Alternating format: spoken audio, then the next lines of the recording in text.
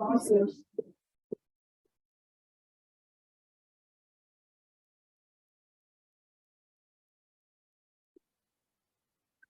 Very excited about this panel discussion because, oh, I'm supposed to use this one.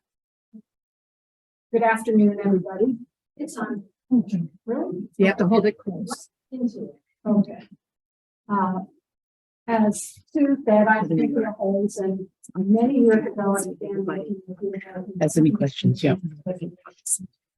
That was my first introduction to this Green Valley Parkinson support group. So I've known many presidents over the years. I retired about 10 years ago from my formal position at the university. And since then, I've just been coordinating a couple of support groups up in Tucson. But this group holds a really special place in my heart. You are wonderfully active, wonderfully organized, and I just think you provide an awful lot for your members. So thank you to Sue and to Shar and to John, who I think put this panel together as a program host. And thank you, Sue, for giving the basic introduction, which is really all I know about. These people are new to me, but I'm familiar with the kinds of things that they do. So I'll tell you the way I thought this might go. I'm going to give everybody a few minutes to introduce themselves with a little more detail, and then generate some questions. And I think one of the things I've asked our panelists to do is to speak directly to their experiences working with people with Parkinson's, because Parkinson's is just an unpredictable, the progression of it is somewhat unpredictable. So it's one of those scenarios where you have to kind of think about the worst case scenario and hope for the best, and maybe have options for a variety of different things. And the earlier you begin to think about it, the better off you'll be. There's no telling what options you'll need. And I will say that that's not true just at Parkinson's, but we will all face it as we age. So why don't we begin with Jamie, who is the manager of Haven Home Healthcare. And then there are two other people from Haven that she can pass the mic to. Hi, my name is Jamie McQueen, and I've been working with Haven Home Health and Hospice for the last 4 years. I am the business development manager, and what that is basically I go out and I meet with patients and their families. I meet with hospitals, doctors, and I talk to them about our home services and how we can help and how we can help with our hospice services. So basically I go out and educate families and doctors and just help families with the help that they need. I've been doing home health and hospice for the last, since '97. So I have a lot of experience working with families for home health and hospice. Hi, good afternoon. My name is Casey Allen. I am the Director of Nursing for Haven Home Health. I have been with Haven now close to 3 years, and I've been a director now 2.5 years. We have a very large territory that we serve for home health services. We service from Casa Grande all the way down to Nogales, kind of over to Vail and kind of all the in-between areas. I have several disciplines that we have. I have nurses, physical therapists, occupational therapists, speech therapists, and social workers that we go in to help our team. Hi, my name is Jason Hume. I'm the Director of Nursing for Haven Hospice, and we work in conjunction with the home health side of things. We send nurses out to the home. We send CNAs out to the home to help with bathing, dressing, the things that you kind of start losing your ability to do on your own when you do have Parkinson's. We have a chaplain that's on staff that can come out and talk to you about any spiritual needs or even just for emotional support. And again, we also have a social worker that can come out to help with maybe you need a caregiver or something else to come out and help you more often than I'm able to send staff out. Just like with home health, we have a very large service area. We cover from the town of Oracle all the way down to Nogales. we reach out to as far west as Aravaca, and we actually have coverage through Sierra Vista, Edison, St. David, Tombstone, that far east. My name is Stephen Karuga. I'm a family nurse practitioner. I work with Essence Health Medical Group. Can you speak up a little bit, please? Sorry, my name is Stephen Karuga. I work, I'm a family nurse practitioner. I mainly work geriatrics. I cover areas from Marana, Oro Valley, all the way down to Green Valley. I work closely with home health because most of the patients will need things like physical therapy, occupational therapy, or things like if they have wounds, coordinate care with home health, even home health. And we also coordinate care with other professionals such as cardiologists. I also do for people, depending on your area, for providers who are around, since they're not getting around, sometimes that can become cumbersome. Work closely with families to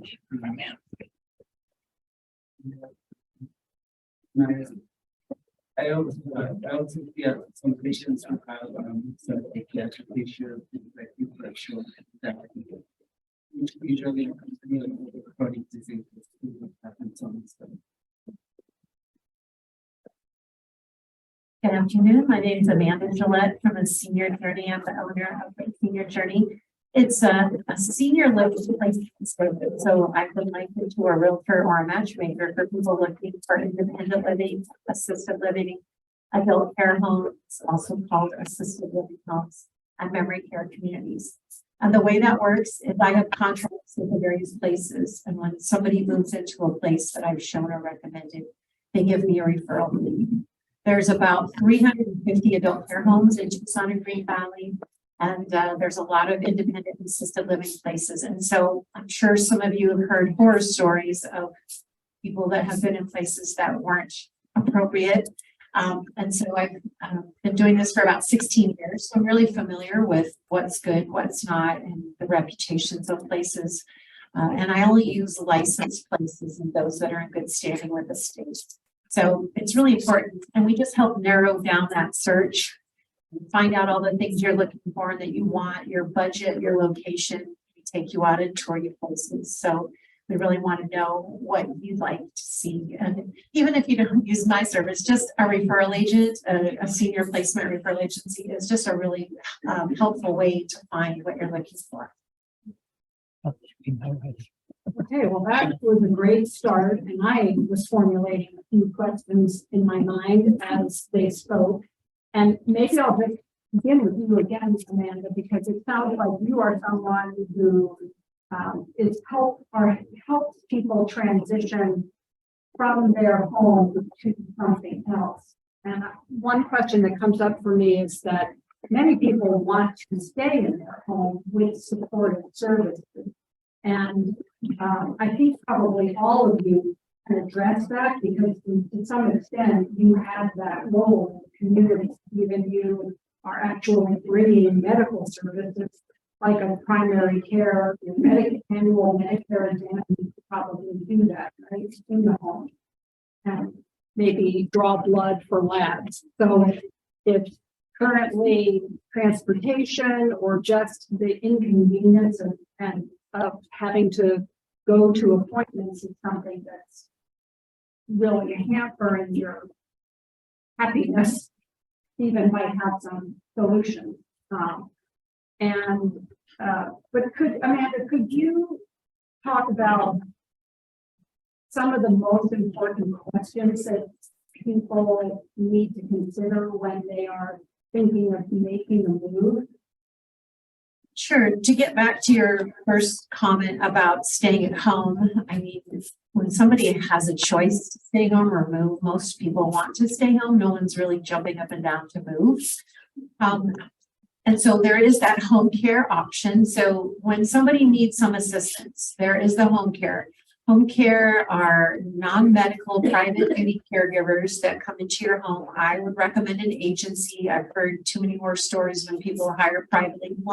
That can't always work, but there's just more accountability when you use an agency.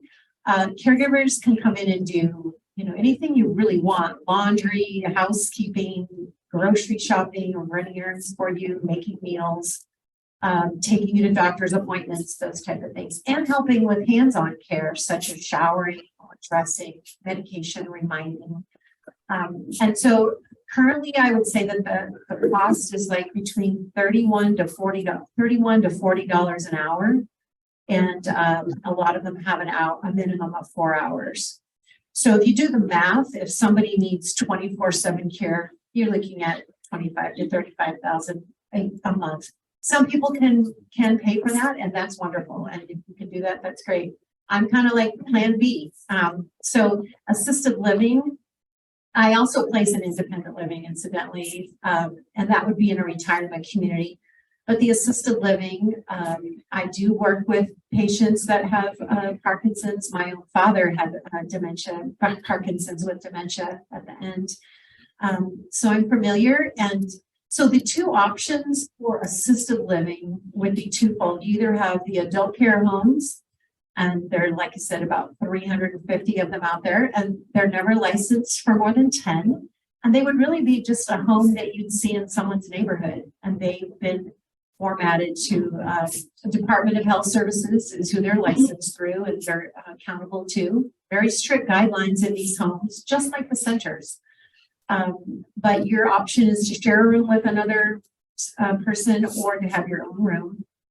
All assisted living is month-to-month contract. You're never locked into anything long-term. And so people can stay in age in place. They can bring in hospice. A lot of Stephen's group can come in and see you, so you don't have to go out to an office visit, so they can be very self-contained. And they can really take a pretty high level of care in the adult care homes. And also they are less expensive most of the time than the assisted living centers. The assisted living centers would be, you pay for your apartment, which is your rent, your meals, transportation, activities, laundry, housekeeping. But then your level of care, your hands-on care is an additional cost. So sometimes that if somebody has a lot of high care needs, that price can escalate. But so those are the two options for assisted living and adult. Before we move on, I have two quick questions. In an adult care home where they might have 10 clients, is there a minimum number of staff that must be present at all times? They have to have a 24/7 caregiver. Some of the homes have one caregiver. Most of the homes will have 2 caregivers for 10. So you're looking at a 1-to-5, 1-to-7 caregiver to resident ratio. At night, they're also required to have 1, and most of them just have 1 because most of the residents are sleeping, and then they'll do light housekeeping and meal prep for the next day and that type of thing. Interesting though, the state does not require the caregiver to sleep at night, awake at night. So some of these homes are sleeping caregivers. They have to check on the residents every couple of hours, but that isn't something for you to consider when you're looking for placement. Are they going to be awake or are they sleeping? And is a person likely to be accepted for this scenario if they require help with bathing and maybe help with eating? Yes, so they can take a high level, like they can take somebody who can do nothing for themselves and need to be changed, fed, and turned. I have some residents who have a colostomy bag, there's insulin-dependent diabetics, some on a feeding tube. I'm just placing somebody on a feeding tube. So they can take higher levels than the centers, because the centers are a corporate situation and there's a liability laws and things. And so these adult care homes are privately owned. And speaking of privately owned, it is private pay as well. Medicare does not pay for assisted living. That's for health insurance only. And your name is? Okay, thank you. So, okay, great. So I am just pretty fascinated that this service is available to people, because it's arduous sometimes if you have difficulty walking, a walker or need a wheelchair getting to and from doctor's appointments. So why don't you tell us a little bit about your scope of work? And I'm assuming that people would still need some specialty visits. So for your Parkinson's, I imagine most of you are seeing neurologists or movement disorder specialists. That would still have to happen. But you could handle other kinds of illnesses that come up. So just like a primary care office, you go to a primary care office for any sort of acute illnesses or even any chronic issues.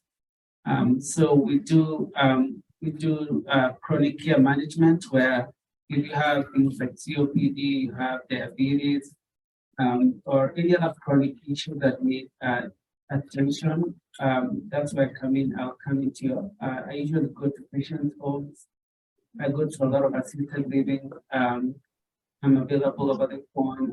Then I work closely with labs that will come to your house. You don't have to go to an outpatient it's a mobile lab. They'll come to your house.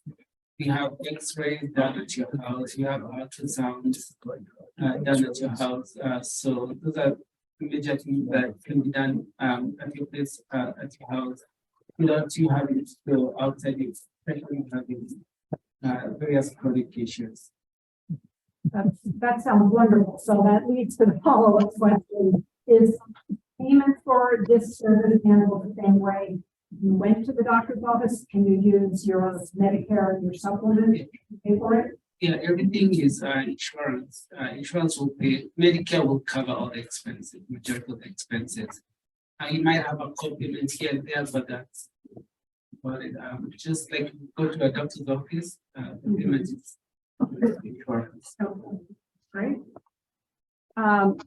Jason, I'm going to, since we're on the topic of home care right now, I'm going to skip over you and come back to you in a minute because Jason is here to talk about palliative care and hospice care. That's a pretty big topic. So I want to just ask a few more questions about Haven's home health and your professional services. Because it sounds like your home health is mostly, it's not CNA level, or it's not hiring a private caregiver. It's if you need a professional service like speech therapy, occupational therapy.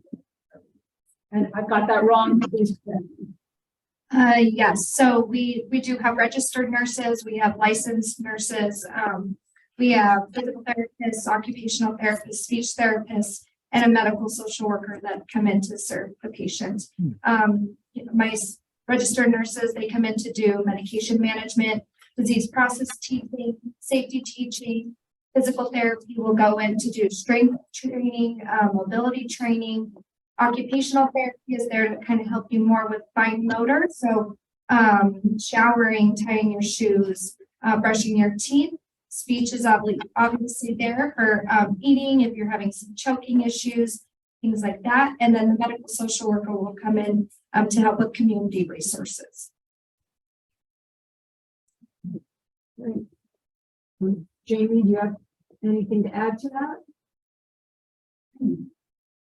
Just to add on top of what Casey said, the difference between the home care and home health is we are skilled services.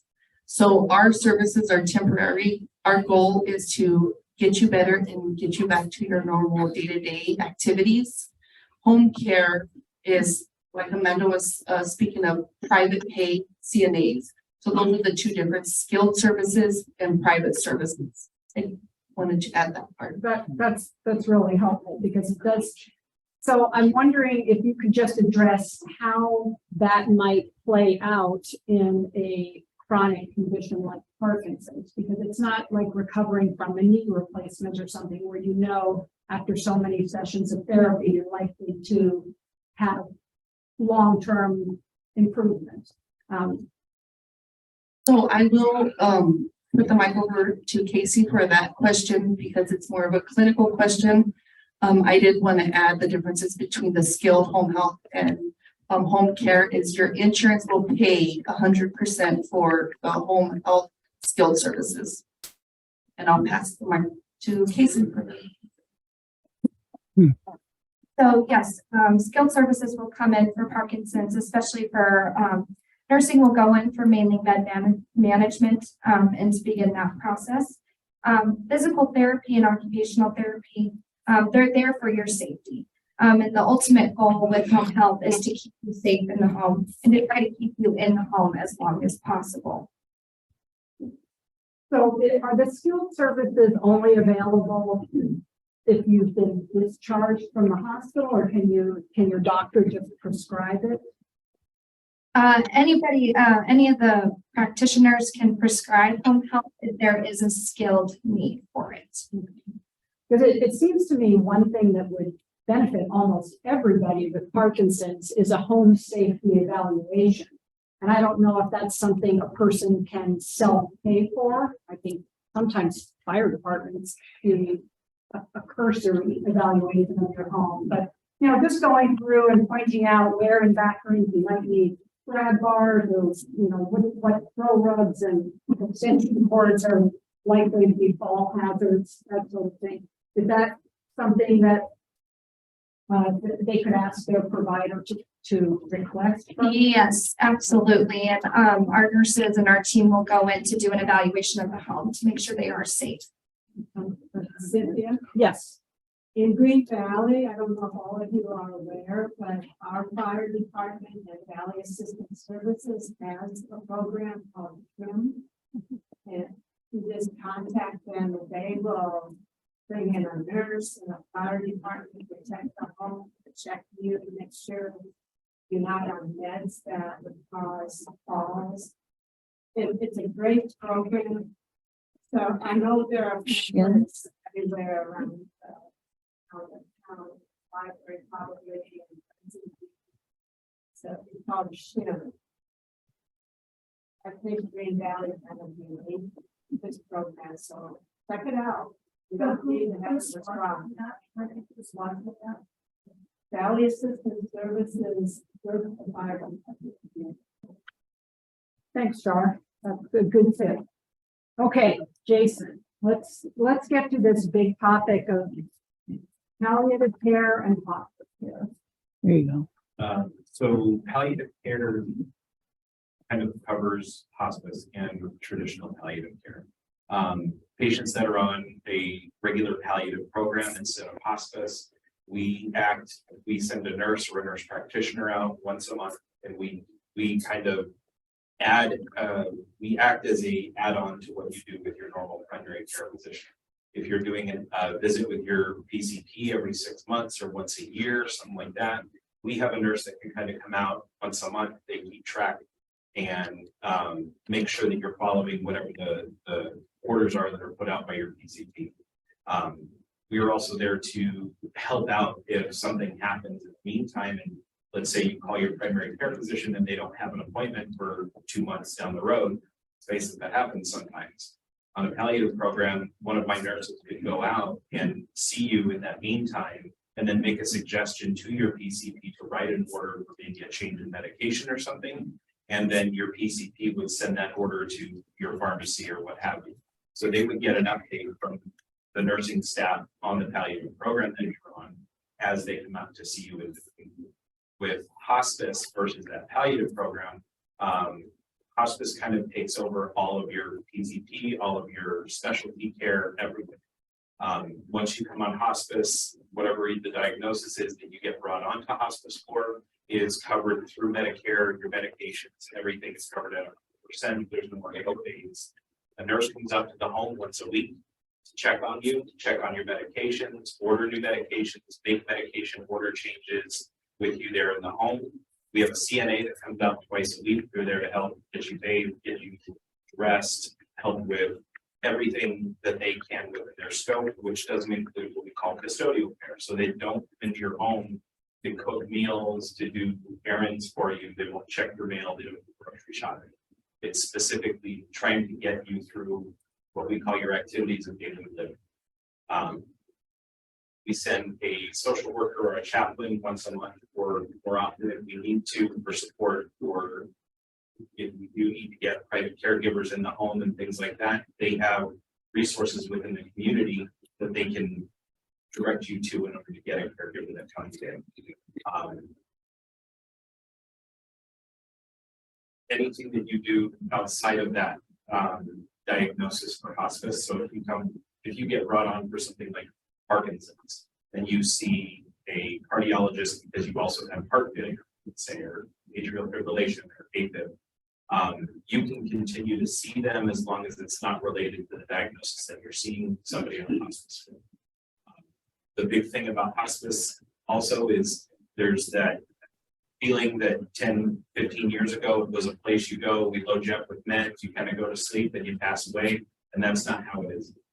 A lot of what we do for hospice now, especially in the home, is a higher level of care than what even home health is able to do.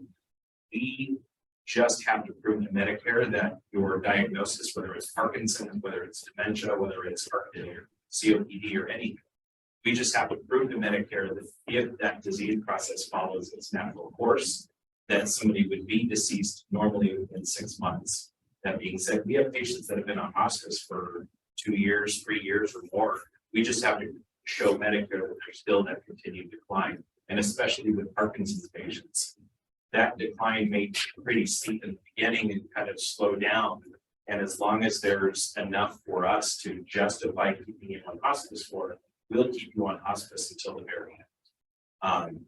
And one of the nice things about what Stephen Karuga does for us is if he starts seeing you in the community and he becomes your primary care doctor, he follows his patients on hospice. So when we go to write new medication orders, we go to need something that we need for you guys, we reach out to Stephen. Stephen already knows you because he may have been taking care of you for the past 5, 10, 15 years. And he knows more about you than we do. And we're just coming in. So he can help kind of direct us in what medications are going to be best for you guys. I do have a question here. Yes, yes, go ahead. I was gonna open it up for questions now. It seems like a good time. I was installed that I'm not sure if the president.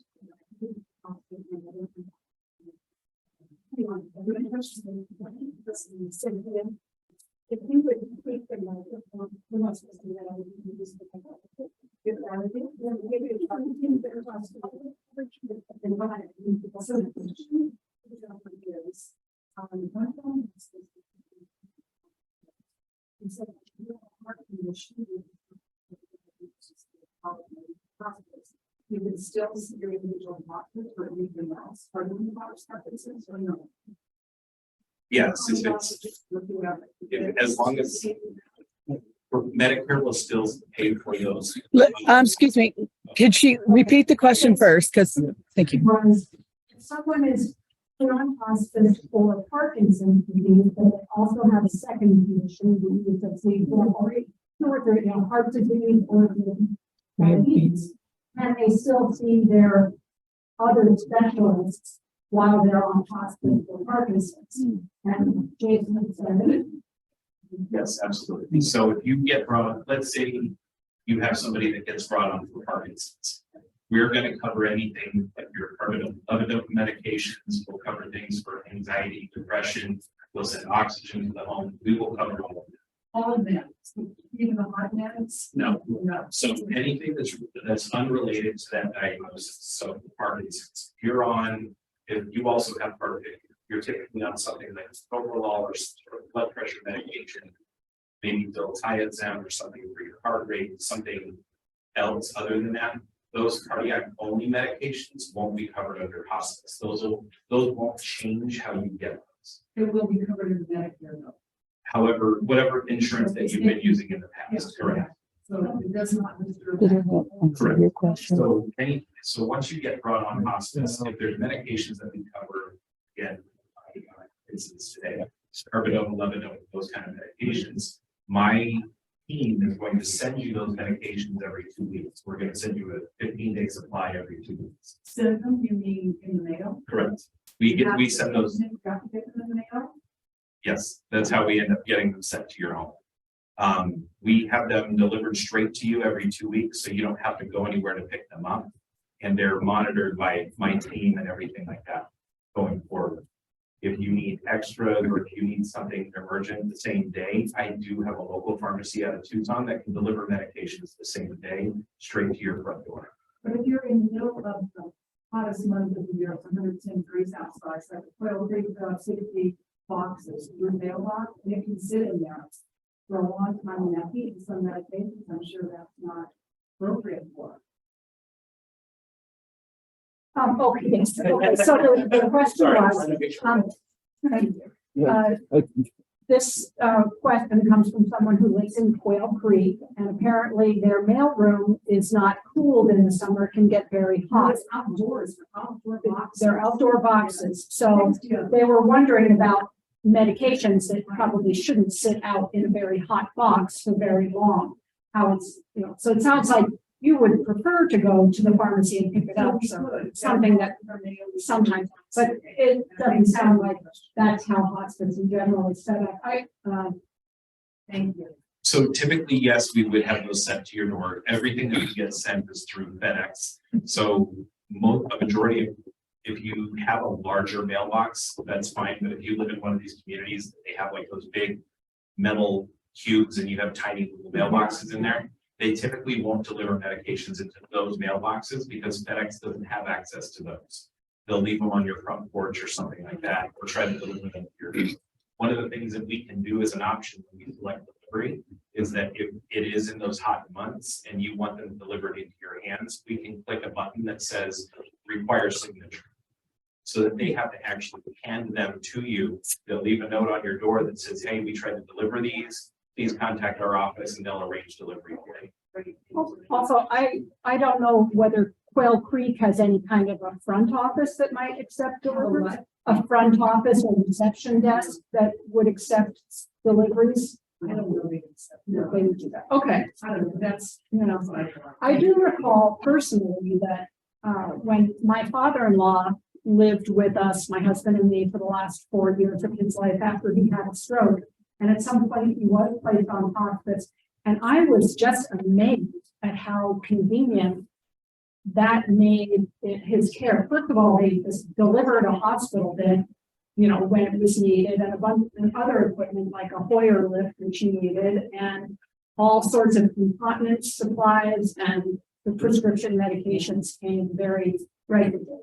So it's pretty impressive for a home environment. I would also like to have you address are there options for receiving hospice care outside of your home, like an inpatient hospice? Yeah, and also, she was saying all that equipment that we're talking about that she's mentioned, like the bed, the Hoyer lift, the incontinence supplies, all of that stuff is covered under Medicare. We send that stuff to you and you don't pay a dime for any of that. So as far as what we do provide in-home care. We do provide care in any of the assisted living, the care homes, things like that. One of the other options that we have is also called GIP, or inpatient hospice, which is where what you traditionally would see on TV or things like that when you see somebody who's on hospice. It's usually a pretty big room that's set up to look fairly comfortable. It's a usually some sort of a care facility that has nurses 24-hour care by an RN. They can do IV pain medication. And the reason that we would put somebody there is if there's something that we can't control in the home. If you have uncontrolled nausea and vomiting, and we just can't get it under control with whatever medications we can send to the home, we can have you then admitted to a facility, and you using IV medication, we can get that under control there. And then once we get it under control and get you kind of what we call bridged over to an oral medication or converted over to oral medication, then we would discharge you home and continue to care that way. We've done it for patients that have uncontrolled pain. If patients that have pretty widespread cancer or something like that, and their pain is uncontrolled, we'll get them into the hospital. We'll get them, or I think we use the center of Tucson, which is behind FMC. They can get admitted there, get IV pain medication to get their pain under control until we get them converted over to taking something oral.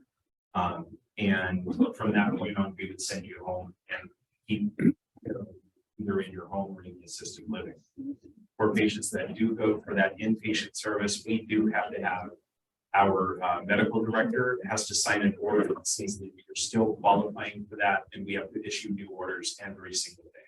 So you see an RN from my team every single day, and you'll see the team that's in the facility around the clock. Are there any other, oh, yeah. So, right, I have a question that says, does Medicare insurance limit the hours or days of skilled medical care for someone with a terminal condition? Okay. I'd like you to repeat that. Okay, it says, does Medicare insurance limit the hours or days of skilled medical care for someone with a terminal condition? Okay, so the question was, does Medicare, the payer, limit the days or hours of skilled services that you can receive while on hospice? Yeah, is there a cutoff, like Yeah, insurance sure, cutoff? Oh, for hospice? yes. No, as long as we can continue to prove that there is a decline happening with the patient, and that can be anywhere from maybe you're on oxygen and you went from 3 liters to 3.5 liters, or maybe you've lost about 5 pounds. Maybe you used to be able to get up and use a walker, but now you're having to get around in a wheelchair. There are things that we look for to continue monitoring that decline in a patient. And if we have that decline, there is no limit to how long that you're able to stay on. The only limit is when we can no longer prove that you're declining. And that at that point, we usually start having a conversation with the family and the patient to let them know that you haven't continued to decline. It looks like you've kind of flattened out. There's not much more that we can do for hospice, and we'll start planning for a discharge or what we call a graduation hospice. It's interesting, it's kind of, I was gonna say a compliment. what I'm hearing is That's that home health and hospice kind of have the opposite stay in your home. So if you show improvement that you're receiving home health, and you have to show moderate improvement, stay in hospital. So any other questions? I know Shar said that she had taken some questions in advance, but that piece of paper isn't up here. I think they may have walked away with it. Do you remember the piece of paper with some questions on it? I think that. Okay. Meanwhile, I have a question for Stephen. How often do you see individual patients? So most of my patients are chronic patients, so I follow them once a month. But I've had episodes and I've seen the patient 3 times a month. So I have to follow them every month just to make sure all the meds are ordered, just to make sure that if there's any issue, I usually ask them to write anything in paper. That way when I come out, I have several issues to address. But let's say I see you today and 2-3 days after you have a call for your COPD is acting up or any sort of change, any medical change, call me. I can come see you. But I usually make monthly just to follow up on any chronic issue or any acute that comes about. But I can, whether you feel medical reason, I can come see you 3 times a month. There's no limitation.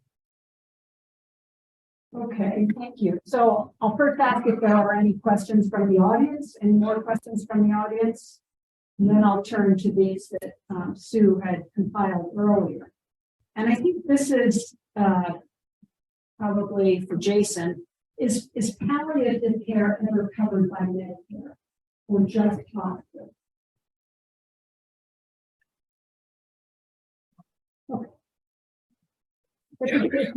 Yeah. Before you address that, I had another question that said, can you, hold on, I actually am writing them down too. Can you clarify the distinction between palliative and hospice care? That's a very important. After care, and then which are paid for and how? So as far as what you get paid for, is,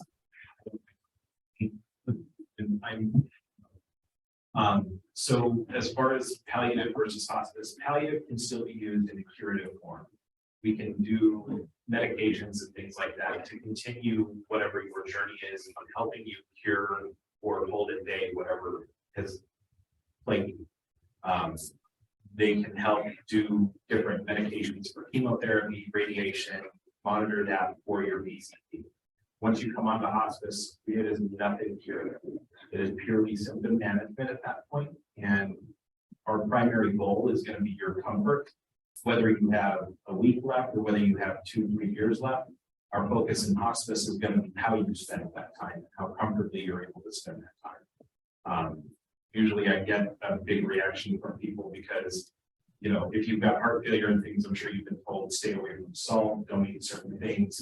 You come on the hospice and I'm going to tell you, if you want to eat chocolate milkshakes for the rest of your days, have a chocolate milkshake. I'm not going to stop you from doing that. So when it comes to people with cancer, we don't do any radiation, we don't do any chemotherapy. It is purely going to be managing the symptoms of pain, either the fluid retention or swelling for people that have kidney failure or liver failure or heart failure. It's going to be for Parkinson, it's going to be monitoring any sort of decline as far as pain management goes, making sure that part of you is comfortable and trying to make sure that we can at least kind of keep your tremors with palliative. They can continue taking medications for Alzheimer's and things like that delay the disease process. They can continue doing dialysis for kidney failure patients or end-stage renal patients. Again, with hospice, we stop. Those are considered life-prolonging aggressive treatments through Medicare, and Medicare will not cover those treatments. So the question for Jamie is, will Medicare pay for just hospice or both hospice and palliative care? Medicare will pay for palliative. Palliative is kind of considered the same as a PCP visit. There are some insurances that will have to get approval for the palliative visit, but it's basically paid the same as a PCP visit. Interesting, good. There's some misinformation on the internet, that's true. Because they will often say it's not covered that way. Good. So this is a question for Amanda, and you explained pretty much how your services work, that there's no fee to the person you're helping find a placement, and that your fee comes from the facility or the care home where you are placed. And the question is, do residential facilities vary in how much they pay placement services? And if so, wouldn't that influence which facilities are recommended? Interesting. The Phoenix area, they pay them double what they come here, for whatever reason. So, I mean, there's different referral agents that ask different fees. This has been asked to me before, and that does not influence me at all. There are homes that will pay a bit different of a fee. For me, a lot of times I actually get the price down lower. I try to negotiate the price lower for my clients. So for me, it's nothing to do with the money. It's really what's the best place for my client. And it just happens to be that there are a lot of wonderful adult care homes and out there. I do look at the surveys, and in fact, there's some centers that I'm currently not using because I have looked at the surveys and they haven't been up to snuff as far as I'm concerned. But for the most part, the fee is the same in all the different places. According to me, and there's other referral agents and they might have a different fee, but I do know that there's a few out there that don't use homes that give them a smaller fee. And so they're more selective in the homes they use, but I use all of them based on good care and clean, but there are some I have contracts with that I'm not currently using because of poor care or things I've heard. Thank you. And I'm going to ask this question for any of you on the panel who has some input into it. And that is, do you see any benefit going one way or the other for straight Medicare plus a supplement versus a Medicare Advantage program?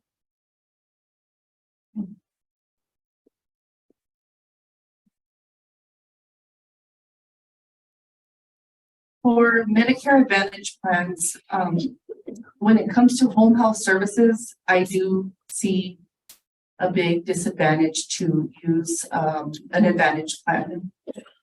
Medicare is the benefit that we bill for hospice. Medicare or Advantage plans is what we bill for home health. If a patient has straight Medicare for home health, we don't have to get authorization. If they have an Advantage plan, you have United Healthcare's Advantage plan. For home health services, they have a third party group that manages the benefit for home health services. So now you have to go through the third party to get authorization for home health services, physical therapy, and they're making the decision whether the patient needs home health services or not. That's the only downfall that I find for Advantage plans is if you need home health services.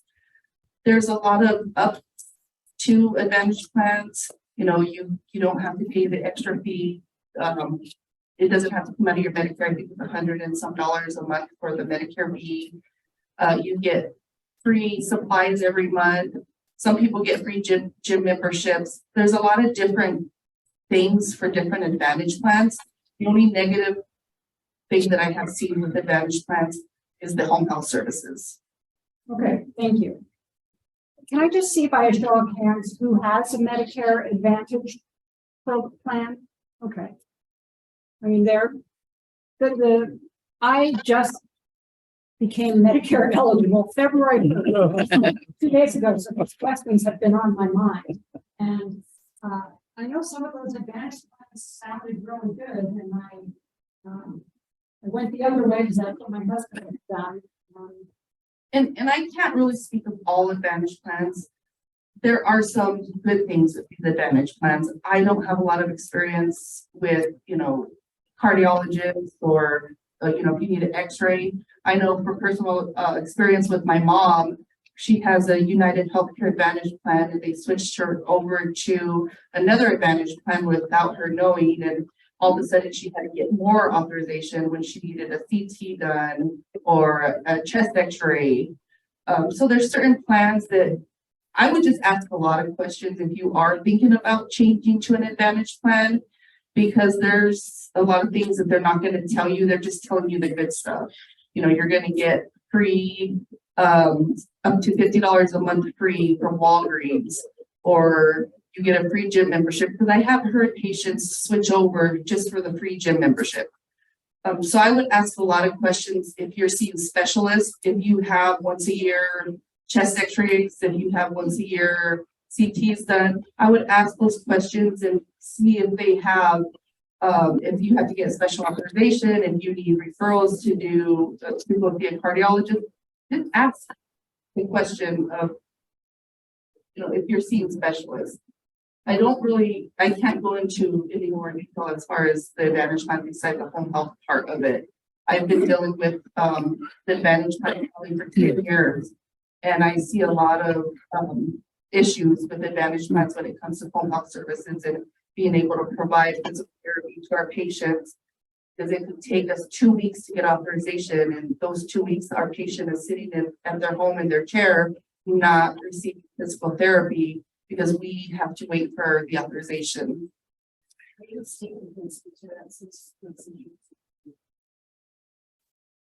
So I find it easier dealing with straight Medicare when it comes to doing referrals.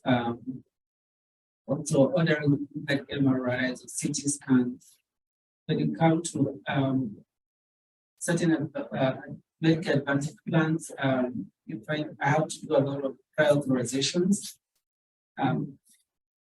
Rarely some medications get denied and I have to treat them to other medications, which usually rarely happens with straight Medicare. Also, to add on physical therapy, I can write an order for physical therapy, but certain Medicare Advantage plans will I can send it directly to the agencies. I have to send it to third party, and they decide which agency to use. That when even if I ask, I work with this agency or the patient wants a certain agency, they might end up overriding that. And so I'm not sure how they come up with these agencies they want to use. So that's the main of the Medicare, the comparing Medicare Advantage to just the regular Medicare. I do have another question that came in. So it says, What happens if my funds run out and I'm no longer able to pay for assisted living or in-home care? Do I become a ward of the state? Does that leave my spouse with no income? Okay, that sounds like an important question. What happens if your funds run out when you're in assisted living or some kind of care facility? Will you become a ward of the state, and does it deprive your spouse of it? So there's a Medicaid program called Altex. It's an acronym for Arizona Long-Term Care System. You have to qualify financially and medically. So right now, the monthly, you can't make more than $2,742 a month and have no more than $2,000 in liquid assets. You can still own a home. And if there's a situation, it sounds like with a couple, basically they divide the assets in half. And so the spouse that needs the assisted living would need to spend down or use their savings towards their care or anything that's applicable to their care. For example, if they need a new wheelchair or anything that's pertinent to their health journey. So that is out there.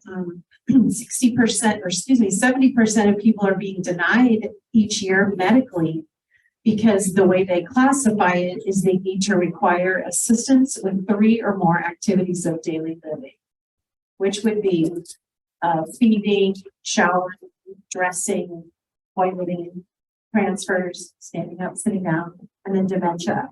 So, but it is out there, and I do help a lot of people find Altex contracted places. Even if somebody knows that maybe in a year they're going to spend their money. And so then at that point, we can talk about just looking for the Altex contracted places to show them and to eventually place them in so that when they do run out of money, they don't have to move out. There's a question from the audience. I have a question about the access spending. So when you apply for access, we're going to go back and look at how we're spending money for the last 5 years. We can talk a little bit about that. Can you repeat the Okay, question? so the question was, I think you're referring to Altex, which is the Arizona Long-Term Care System. And they look at your last 5 years and how you spend your money. Is that go wrong if you're spending it in the wrong way? Yeah, so they do have a 5-year look back period to determine if you've gifted or donated any money, and they will find it. My mom was on Altex. We got her on Altex, and apparently my dad had set up this little fund that she wasn't aware of or forgot about. And so they denied her and said, well, what about that $10,000 savings account? And we were like, what are you talking about? So they actually have a software program that they can tap into your finances. They still will have you maybe send like 3 or 4 months of statements of the bank, your banking statements. But for the most part, they kind of know. Also, if you live alone and you're going to move out of your house and you're getting onto Altex, they do put a lien against the house. And then when you pass away, they recoup the monies that they spend on your care. And then they, whatever money is left over, will then give that to the beneficiaries. Wow. That's. They don't want you to take it with you. Or leave it to somebody else. Well, if you have a spouse living in the house, they're not going to do that. In fact, when my dad was on Altex, he was stayed in the home. And then when he passed, my mom was in the home, and then she moved out, and we thought for sure they were going to come after the house after she sold it, and they never did. So and it was like 5 years afterwards. So. Well, go ahead. Do you know what the cap is for what they allow the spouse to stay in the home to keep in terms of those assets? Because I think there's a limit. Yeah, I think it's somewhere around the 130,000, I think is kind of the range. And, there's also a benefit in terms of paying for assisted living or home care, which is for veterans. They have to have served in a day of combat. And then there's also the widow's pension for those widows whose husbands were in the war. So there's, for veterans, it's up to like $2,300 a month. And then for widows, it's around $1,300 a month. And when I say up to, the way they determine that amount is based on what the person's age is, their monthly income, their assets, and then how much they're paying in their assisted living or their home care agency. And there again, that needs to require assistance with 2 or more activities of daily living, not 3. And there's a 3-year look back period now on the VA pension benefit. Okay, thank you so much, panel. We do end at 3, right? So we're right at the 3 o'clock mark, and I think this was a very informative discussion. Did we get all your questions from the Zoom people? Okay. Thank you very much. Anybody, any other comments from the floor, the president? Yes? I think we really ought to do something similar every year because the rules change. Our people, obviously, our audience changes. And what you told us today, most of us probably will not remember. You want to repeat that just so it's on here? And if you don't need it today, you're gonna forget. Mhm. So I just think it's very, very important. I'll just paraphrase and shorten what you said a little bit, but Sue says that a program like this should happen every year. Because the information changes, people forget, and we all need to hear it more than once anyway. All right, thank you all. Our information is out there. If you need to Yeah. give us a call if you forgot something or you want us to educate you on something, our information is over there. And don't forget the snacks over here. And, It's good.